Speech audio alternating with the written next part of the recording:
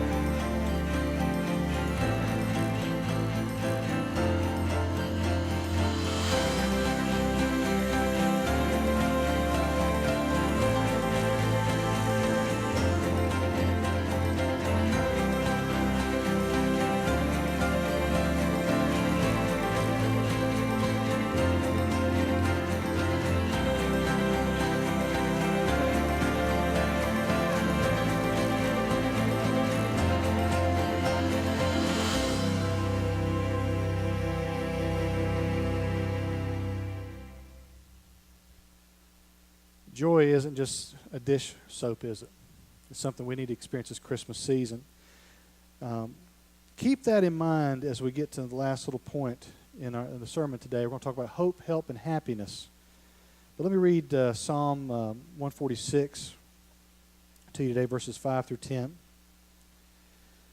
Blessed is he whose help is the God of Jacob, whose help is in the Lord his God, who made heaven and earth, the sea and all that is in them, who keeps his faith forever, who executes justice for the oppressed, who gives food to the hungry. The Lord sets the prisoners free. The Lord opens the eyes of the blind. The Lord lifts up those who are bowed down. The Lord loves the righteous. The Lord watches over the sojourners. He upholds the widow and the fatherless. But the way of the wicked he brings to ruin. The Lord will reign forever. The Lord will reign forever. Your God, O Zion, to all generations. Praise the Lord. Hope, help, and happiness. We lead a lot of those in this holiday season. Hope, help, and happiness. A lot of people need hope. A lot of people need help, and a lot of people need happiness. But we live in a really broken world where people let us down, don't we? You ever thought about that?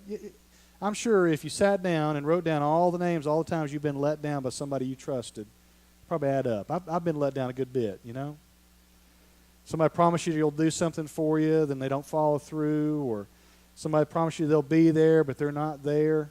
As a minister especially, I'll be there at church, Sunday preacher, I'll be there.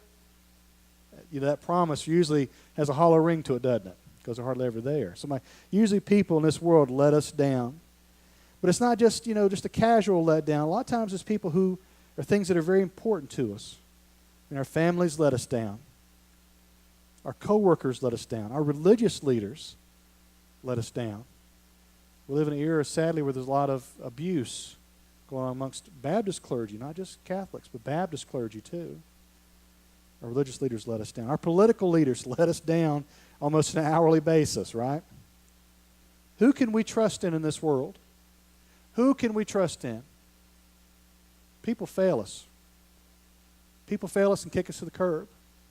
But we can trust in God, can we not? Instead of earthly individuals, we can trust in God for our hope, our help, and our happiness, as mentioned in verse 5. You see, we live in a broken world where people let us down, where things let us down. Life doesn't always go smoothly. But God is a God who fixes things. As we noticed in the verses earlier, God rearranges things. God orders things. God heals. God is our ultimate reorderer, making this broken world straight, isn't it? That's the ideal.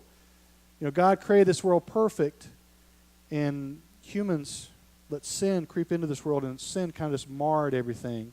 And it's a constant process for God to rework it back. But one day, as our hope tells us, one day it'll be reworked, reordered. But notice also, God doesn't just reorder things. God is our helper. But also God is our source of happiness. Let's flesh these out a little bit. Now, hope. What is hope? Hope, and this is a neat quote here, the essential quality of hope is that it is it's oriented to something in the future that one expects but does not yet possess. Hope is something about the future. You know, here recently there was a presidential candidate who ran on a huge slogan of hope. We buy into hope. We hope for better. We hope for more. Because like I said, we live in a broken world, don't we? We live in a world of stress. We live in a world of heartache and sorrow, a world of suffering, a world of lies and deceit. We live in a world where we're just let down every day, where we can't trust anyone, oftentimes. But we need hope. God is the one that brings us hope. I found a really neat thing going on in the Bible here. Prepositions of hope. We hope in. In the Old Testament especially, we hope, and in the Bible, in the Gospels as well, and the writings of Paul, etc., we hope in God or Christ. We hope in God's steadfast love. Now, preacher, what's that steadfast love? Now, I've mentioned this before, mentioned again. The Hebrew word often translated steadfast, hesed. It's a hard word to translate. It's a very stick-it-to-itness type love. It's a love that doesn't give up. We hope in God's love that doesn't give up on us. When everybody else lets us down, when everybody else kicks us to the curb or just ignores us, God sticks with us, His love. We hope in His steadfast love. We hope in God's Word. And we hope in the promises of God. Especially the promise, I will never leave you nor forsake you. You know, in a world where people leave us and forsake us and just fall by the wayside, that's powerful, isn't it? I will never leave you nor forsake you. Now, the Bible writers set their hope on God. Set their hope on Christ. They set their hope on the grace that Jesus Christ will bring bring us when He's revealed. The hope for. We hope for God's salvation. And we hope for future restoration. We hope that one day this world that is broken, God will totally set straight. And we hope for one day a new heaven and new earth where things are ordered, where there's no more pain, no more suffering, no more crying, no more tears. And as Revelation kind of hints at, we hope a world with no chaos. You know, the seas being made of glass in Revelation. That's a note of no chaos. Could you imagine a day with no chaos? Could you imagine a day where everything goes smoothly? No stress, no worries, no aches, no pains. In my life every morning, especially this morning, a world where my children aren't arguing and beating on each other and screaming and hollering and yelling. We hope. We hope for. And we hope of. The hope of God, the hope of the resurrection of the dead, the hope of sharing the glory of God, the hope of the glory of God, the hope of salvation, the hope of eternal life. We hope. Hebrews 6:19, powerful, powerful verse, says, this is the King James here, the hope we have as an anchor for the soul, both sure and steadfast, which entereth into that within the veil. I love the fact that Hebrews 6:19 talks about our hope being an anchor. In a world that tosses us to and fro, that kicks us in the teeth, where the world seems like it's shifting, sinking sand, we have an anchor, don't we? We have something that moors us, that keeps us from falling apart, and that is God. He is our anchor in the storm, if you will. He is our hope. This holiday season, as we begin to start the new year, think about the new year, we need hope, don't we?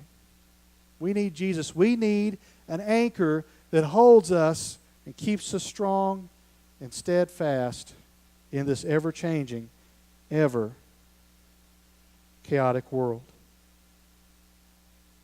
We find hope in God. We find hope in God. But we also need help, don't we? And I've been playing with this sermon for a few weeks and bouncing off and on with ideas. And every time I come back to the word help, my mind, my twisted mind, goes back to the, you ever heard the Beatles song, Help? Need somebody help, not just anybody help. I can't sing. I'm not, Paul and John and Ringo and George. I'm not those guys. My hair is about as long as theirs, but we all need help, don't we? Interesting quote I found. People are not self-sufficient but require help from beyond themselves. The ultimate helper is God. The word help or helper occurs over 200 times in the Bible. But each time it reminds us, especially when it's the context of God and humanity, that we need help. We can't do it ourselves. We can't do this whole thing called life by ourselves, can we? Some of y'all are more seasoned than I am as far as life experience. And hopefully you know this, but sometimes we get a little stubborn, we can't admit it. We need help, don't we? I've got a mother who's a little bit older. She's got a few more gray hairs, and I've noticed with my grandparents before they passed, the older they got, the less likely they were or are to ask for help. I'm the same way. I'm stubborn. Mama says I get it from the Whitworths. I don't know. Grandpa's people always were stubborn people, but I don't like to ask for help. I like to do it myself. I can do it myself. Any of y'all in the church like this? Yes. Most of you should shake your head yes. I've known some of y'all long enough to know that y'all are stubborn. Y'all need help. But as much as we think we've got life together, we can do it alone. We can go on our own spiritual journey on our own. We need help. We need day-to-day help with our day-to-day routines. Sometimes we need help doing this, doing that. Can you help me do this? We need practical help like that. But we need spiritual help too, don't we? You see, God is our ultimate helper, because we're not self-sufficient to get through this life without falling apart. The stresses of life, the pains and aches of life, they rip us apart. But God is our helper that carries us through. Moses realized that God was a helper. Back in Exodus 18:4, you know what Moses named one of his sons? Eliezer. Literally in Hebrew, it means God is my help. Those names were reminders, weren't they? I'm sure Moses said, you know what? Torture his child with a name, but he said, that's a reminder for me. I need God's help. We went to a family get-together last night, one of my wife's family members, and there were Post-it notes all around the house. Chandler's aunt's a little eccentric, love her to death. But she had Post-it notes all around the house, her little helpers. And these Post-it notes just had a C on there. And I went up to Chandler, I was like, I hate to ask, but what are those Post-it notes for? Oh, those are reminders for Joyce to work on her core strength. She's doing some exercise or something. It was a reminder. So Moses' reminder was his son. Aunt Joyce's reminders are the Post-it notes. Maybe we need to do some Post-it notes or something in our life to remind us that we need God every day to help us. That we have to humbly come before Him each day and say, God, I can't do this alone. I need you. We need to humble ourselves before He humbles us and brings us to the point that we need Him. But we need Him. We need help. But you know what? God is our ultimate helper to get us through this life, to carry us through. He is it. But you know what? It's not just God, but God's people too help us. Now this Ubuntu, if you go on the internet and search Ubuntu, I think I'm pronouncing it correctly, you're going to find a bunch of things about operating systems, Linux operating systems. It's a version of Linux. But some of the translations I found about this, it's an African phrase, and I think it's, I'm not sure which language, but is, I am because you are. Well, this phrase will preach, so we'll go with this phrase, whether it's right or not. I am because you are. In other words, the collective, the we, is important. Without y'all, I'm not much of anything. Now think about this in terms of the body of Christ, about fellow Christians, about the church. I'm not much of a Christian without y'all. I'm not much of a person without y'all. You know, we live in a world that's very individualistic, don't we? We're all about the me's and the I's. Me, I want this, I need this. Me, my way or the highway. But one of the things we're missing that is prevalent in the text of the Bible and it's prevalent in the history of the church that we're missing in this modern, rationalistic, post-enlightenment society is this notion of the we. I'm not much of anything about y'all. Y'all keep me accountable. I keep you accountable. Spiritually, we help each other grow. And when we fall down and we scuff our knees, we help each other back up. We dust off the knees and we go. I am because you are. You see, God ultimately is our helper. But as I mentioned before, we can be the hands and feet of Jesus, helping each other out, can't we? That's why I love things like the care ministry, cards each other for encouragement. The Live Embers took out treat bags this week to some of our shut-ins and some of our older folks. That's helping. That's being the hands and feet of Jesus. That's being that whole I am because you are. It's the we. And you see, one of the things I was programmed or indoctrinated for as a child, especially around Christmas time, is, I'd get my J.C. Penney catalog or my Sears Roebuck catalog, and they still made those, and I'd circle what I want. That was my Christmas. It's all about me and what I want, not about what others want. This season prepares some of us, indoctrinates us to be about the me and the I, but we need to be about the we, helping each other. I saw a post on Facebook about the Dallas High Shoals Christian Ministry. They helped over 500 families, 500 children, this Christmas with gifts. And, they couldn't have done it by themselves. It was all us helping. We took in about 10 children and helped and gave them Christmas. That's the we, helping, being the hands and feet of Jesus. Hebrews 13:6. Which is quoting Psalm 118:6. The Lord is my helper, and I won't be afraid. What can people do to me? When God's got our back, when we Christians have each other's back, we ain't got nothing to be afraid of. This world, the devil can bring all they want. Not to be afraid. God is our helper. When God's got you back, it's all good. This Christmas season, remember that God is our helper. We don't have to be afraid. Nobody can do nothing to us.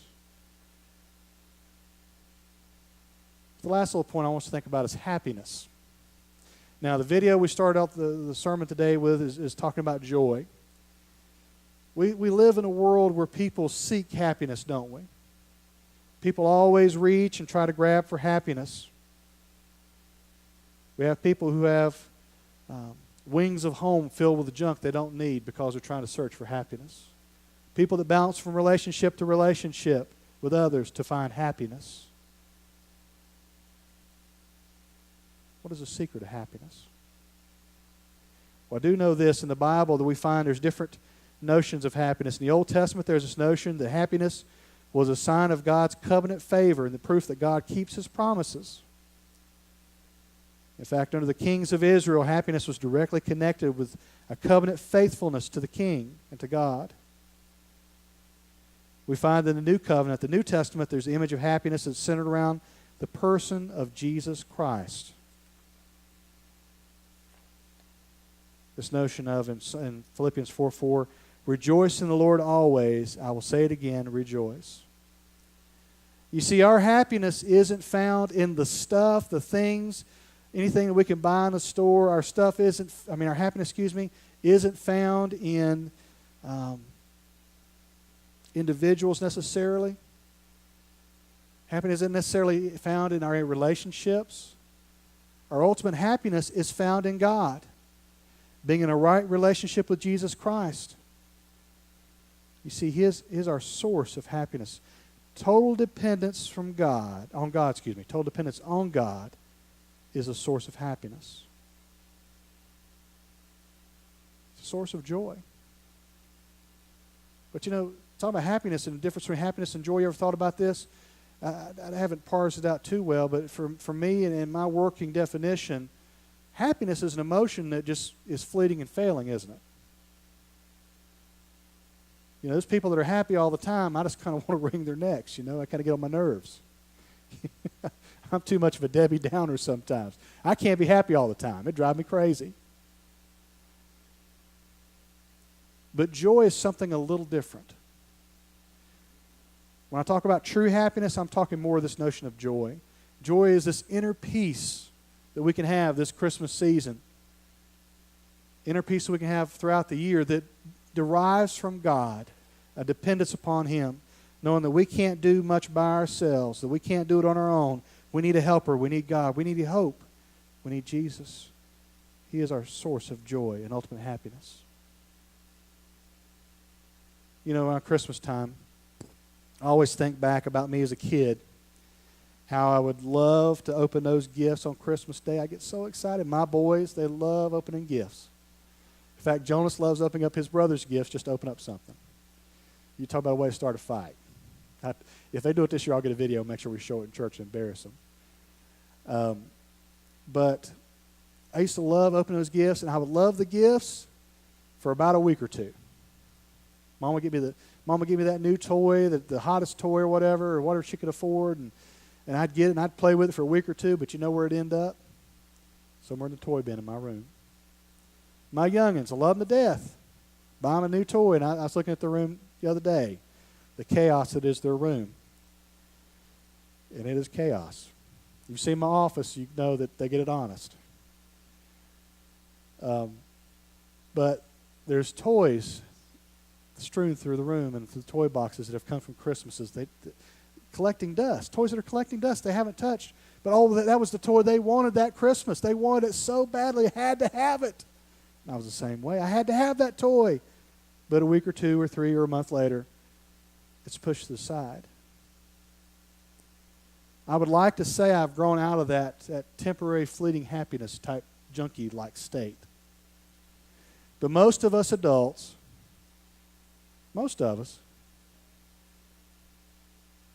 we go for that temporary happiness that things can bring us. Stuff, relationships, moments, whatever. We go for that temporary happiness. But it doesn't last, does it? Lasting joy truly comes from God. You see, people let us down. Family, co-workers, religious leaders, political leaders, they let us down. Can't put our trust in much of anybody, but we can put our trust in God. He is our help, our hope, and our source of ultimate happiness, if I can get it out. He's our everything. So this Christmas season, as we exchange gifts, as we try to find moments of fleeting happiness, as we try to do it all on our own, as we try to hope for better days, may we remember that God is our help, God is our hope, God is our happiness. That babe laying in the manger is our hope, our help, our happiness. I've got a cute little video I'm going to show you. And then we'll have our invitation. But remember tomorrow night, 5 o'clock, candlelight service. Got the candles ready to go. Got a neat little order of service. I think it's going to be different. I've looked back at some of the bulletins of past years and what y'all have done as a congregation. It's going to be different. But I hope it's meaningful for you. And you know, Christmas is a time of spending time with family. I want to spend it with my blood family, but I want to spend it with my church family too. So I encourage you to be out here. So this should be a cute little video here if it works. Hi, my name's Tommy. And I'm Eddie. We're the Skit Guys with a very special Christmas message for you. For centuries, Christmas was celebrated not as a single day, but as a whole season beginning on December 24th, Christmas Eve. I mean, it was a day celebrated with feasting and dancing and storytelling, and of course, candles lit to reflect the coming of the birth of Christ. However, lighting that Christmas Eve candle can be a real booger. No, we don't say boogers in church. I mean, you just did. I know I repeated you. I was just saying everybody knows how to light a Christmas Eve candle. Well, not if they're like me. But that's not a problem anymore, because with another candle and Santa's little helper, it's no problem. Therefore, because of science, the candle will light. No. Okay, this one's ground. No, this one's ground. No, it doesn't matter. Let's do it.